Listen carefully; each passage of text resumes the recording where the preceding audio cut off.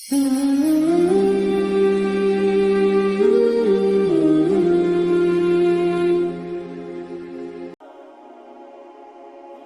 عزیزو، ہم تو نا بلا وجہ کا جھوٹ، بلا حضرت معروف کرخی رحمت اللہ تعالی علیہ، بغداد کے لوگ آپ کے پاس آئے، کہنے لگے حضور دعا کر دیں، بغداد میں بارش نہیں ہوتی۔ تو آپ فرمانے لگے یہ جو میرے سامنے کریانے والا ہے نا، یہ جو دال بیچتا ہے، شکر بیچتا ہے، گڑ بیچتا ہے، اس سے دعا کراؤ بارش ہو جائے گی۔ لوگ کہنے لگے حضرت صاحب وہ تو ہمارے ساتھ ہی نماز پڑھتا ہے، سارا کچھ ہے، ہم جانتے ہیں۔ فرمایا اس سے دعا کراؤ بارش ہو جائے گی۔ لوگ کہتے ہیں جا کے اسے کہا میاں دعا کر دو، کہنے لگا حضرت صاحب سے کراؤ، تو کہنے لگی انہوں نے ہی تو بھیجا ہے۔ اچھا انہوں نے بھیجا ہے؟ ہاتھ اٹھا دیے، یا اللہ تیرے بندے کہتے ہیں تیرے بندے نے بھیجا ہے، مہربانی کر بندوں پہ رحم فرما۔ ابھی دعا پوری بھی نہیں ہوئی کہ رب کریم نے بارش عطا کر دی۔ لوگ چلے گئے، کچھ جو اہل دل تھے وہ دوڑے ہوئے حضرت معروف کرخی کے پاس آئے، عرض کی حضور یہ کوئی علیحدہ نمازیں پڑھتا ہے، واپس آ کے الگ نمازیں پڑھتا ہے؟ تو آپ فرمانے لگے نہیں، اتنی پڑھتا ہے جتنی تم پڑھتے ہو، سنت شریعت کا پابند ہے، داڑھی رکھی ہوئی ہے، 5 وقت مسجد آتے ہو، تو حضور پھر اتنی قبولیت؟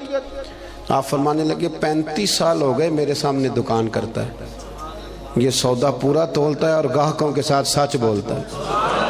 تو جو بندہ 35 سال سے سچ بولے، اللہ کی نافرمانی نہ کرے، وہ بھی جب ہاتھ اٹھائے تو عرش کا مالک فوراً دعائیں قبول فرمائے۔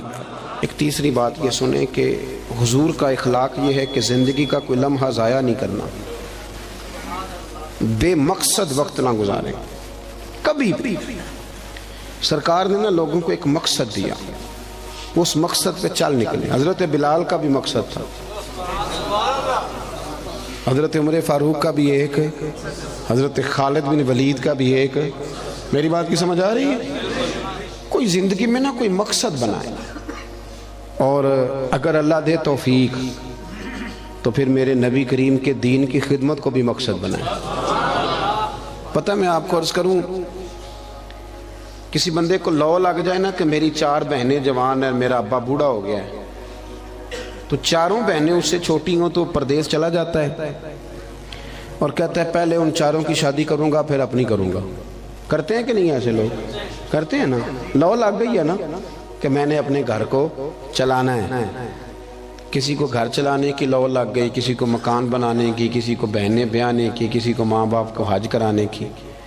کچھ ایسا بھی ہونا چاہیے کہ دین آگے پھیلانے کی بھی لو لگ جائے۔ ہم نے نا بحث سمجھ لیا ہے کہ دین بس بحث کرنے آیا ہے، 1 ربیع الاول سے 12 ربیع الاول تک بحث کرو کہ میلاد منانا چاہیے کہ نہیں، اور ٹکا کے کرو۔ اور جن کی 7 نسلیں میلاد مناتی آ رہی ہیں اور سارے منا، وہ بھی پوچھتے ہیں ہر سال ہی کہ جائز ہے کہ ناجائز ہے۔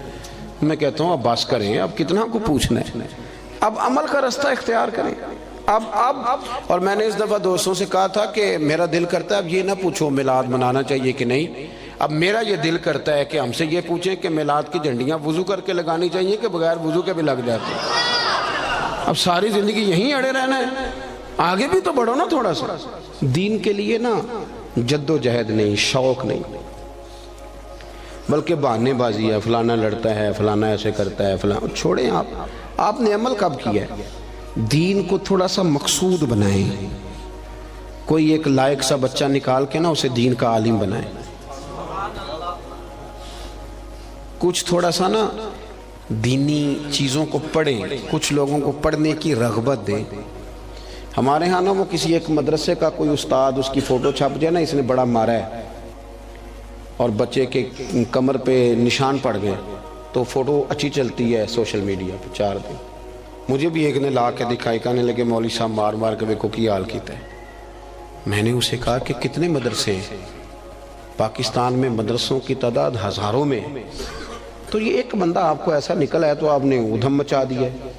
اس نے غلط کیا، اسے ایسا نہیں کرنا چاہیے تھا، پر آپ میرے ساتھ چلے، میں بتاتا ہوں یونیورسٹیوں میں کیا کیا خرابیاں ہیں، کالجوں میں کیا خرابیاں ہیں۔ آپ حیران ہوں گے کہ نشہ سب سے زیادہ یونیورسٹیوں اور کالجوں میں بکتا ہے۔ آپ نے کبھی دیکھا ہے کوئی مولوی ہائی لائٹ کرتا ہو کہ یونیورسٹیوں میں یہ کچھ ہو رہا ہے؟ کبھی دیکھا آپ نے؟ نہیں کرتے، اس لیے کہ ہم سمجھتے ہیں وطن ہمارا اپنا ہے اور یونیورسٹیاں ہماری اپنی ہیں، پڑھنے والے بچے ہمارے۔ ہم مدارس کے بچوں کو اپنا کیوں نہیں سمجھتے؟ مسجد کو اپنا کیوں نہیں سمجھتے؟ یہ بھی ایک ادارہ ہے، یہ بڑا کچھ ہمیں دیتا ہے، بڑا کچھ۔ لوگ کہتے ہیں مولوی کچھ نہیں کر رہے، تو میں کہتا ہوں کبھی ایسا ہوا ہے کہ تراویحاں کسی مسجد میں رہ گئی ہوں کہ حافظ نہیں ملا؟ بتائیں کبھی ہوا ہے؟ اس مسجد میں آج جمعہ نہیں ہوا جی، مولوی کوئی نہیں ملا۔ تو مدارس کچھ کر رہے ہیں تو اتنا بڑا انقلاب آیا ہوا ہے۔ ہر شعبے کے لیے آپ کو بندہ ملتا ہے۔ اپنا دین کو مقصد بنائیں، اور کچھ نہ کر سکے تو کم از کم دینی لوگوں کی حوصلہ شکنی نہ کریں۔ ایسے کہ بندہ پگڑی باندھ کے آ جائے تو اسے کہہ دے کہ تو اچھا لگ رہا ہے، ویسے ایک میرا دل کر رہا ہے بات کر دوں، وہ بھی میں کر ہی دیتا ہوں۔ آپ نا بیوٹی پارلر سے تیار ہو کے ہیں تو لوگ کہیں گے سونے لگ رہے ہو، یہی کہیں گے۔ لیکن اگر آپ امامہ باندھ کے، داڑھی رکھ کے، کنگھی کر کے، خوشبو لگا کے ہیں تو لوگ تعریف پھر بھی کریں گے، پر یہ نہیں کہیں گے سونے لگ رہے، کہیں گے کتنا نورانی چہرہ ہے۔ تو دین کے رنگ میں تو تعریف بھی بدل جاتی ہے اور مزہ دیتی ہے۔ تو اپنا مقصود بنائے۔ مجھے بتایا گیا یہاں مسجد اور بڑی جلدی مدرسے کا بھی آغاز ہونے لگا ہے۔ میں اس چیز کا قائل ہوں کہ مسجد اور مدرسہ جہاں بھی ہو وہ میرے نبی پاک کی پسند ہے۔ اپنی توجہات بڑھایا کریں۔ انسانوں میں غلطیاں ہوتی ہیں، مسجد و مدرسوں میں رہنے والے لوگ فرشتے نہیں ہوتے، انسان ہوتے ہیں۔ تو غلطیاں جہاں ہوتی ہیں ان کو صحیح کیا جاتا ہے، غلطیوں کی مخالفت شروع نہیں کی جاتی۔ اس مدرسے کو، اس مسجد کو آپ نے توجہ دینی ہے، توجہ۔ میرے پاس نا میرے کچھ مریدین جو لاہور سے تعلق رکھتے ہیں وہ سارے آئے ہوئے تھے، کچھ دن ہو گئے، وہ کافی سارے لوگ تھے، تو کچھ وظائف کی بات چیت چل رہی تھی، تو میں نے انہیں کہا بھی تمہارا ایک وظیفہ میں نے اور بڑھا دیا۔ وہ پیر صاحب وہ کیا؟ میں نے کہا آپ جس محلے سے آئے ہیں نا، آپ نے ہر جمعے اپنے محلے کی مسجد کی صفائی کرنی ہے، یہ ہمارا وظیفہ ہے، اس کو آپ نے پڑھنا ہے۔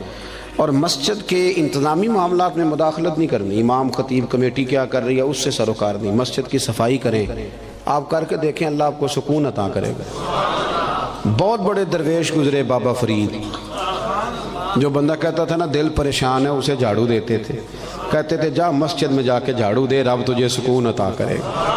اور خود فرمایا کرتے تھے اٹھ فریدہ ستیا تے جھاڑو دے مسیت، اٹھ فریدہ ستیا تے جھاڑو دے، بولیے۔ چلے مذہبی لوگوں سے بھی بات کر ہی لیتے ہیں۔ وہ امام صاحب کہتے ہیں مسجد کمیٹی دی وہ صفائی کرے، میں تو امام ہوں نا، امام تو نہیں صفائی کرتا ہوتا، تو کمیٹی والے کہتے ہیں حضرت صاحب کرائی صفاؤ تسی کڑا آپ کرنی، بالا کو لے کرانی جی، وہ بھی بڑے پکے ہیں۔ تو میں کہتا ہوں کہ مسجد کمیٹی کی ہے کہ اللہ کی ہے؟ اس یہاں کون آتا ہے؟ اللہ کے پرونے آتے ہیں نا، اللہ کے مہمان آتے ہیں۔ میں الحمدللہ خوشی محسوس کرتا ہوں مسجد کو صاف کرتا، اس لیے کہ وہ رب کا گھر ہے۔ تو آپ مسجد میں رہتے ہیں، میں مسجد میں رہتا ہوں، اس کا کیا معنی ہوا کہ ہم اس میں بھی کہیں کہ ہماری حدق ہو رہی ہے، ہم کسی چودھری کا گھر صاف کر رہے ہیں، تو رب کریم کا گھر ہے۔ آپ کیوں ایسی کچی؟ اٹھ فریدہ ستیا جھاڑو دے مسیت، اور تو ستا رب جاگدا تیری ڈاڈے نال پرید۔ اٹھ فریدہ ستیا، داڑھی آ گیا پور، اگا نیڑے آ گیا، پچھا رہ گیا۔